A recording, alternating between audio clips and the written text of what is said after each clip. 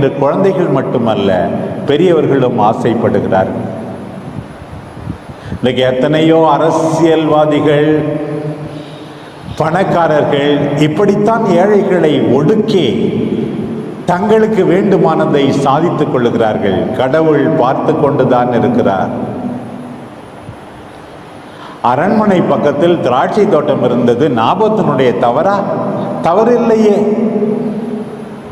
விற்க வேண்டும் என்று கட்டாயமா? கட்டாயம் இல்லையே.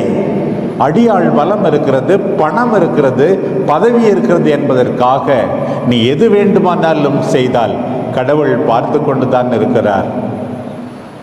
உங்கள் குடும்ப சூழ்நிலையில கூட இப்படித்தான், நான் சொல்வதைத்தான் செய்ய வேண்டும், எனக்கு இது வேண்டும், இங்கே போக வேண்டும், அதை வாங்க வேண்டும் என்றெல்லாம் நினைக்காதீர்கள். ஆண்டவருக்கு பிரியமானதா? அடுத்தவர்களுக்கு இது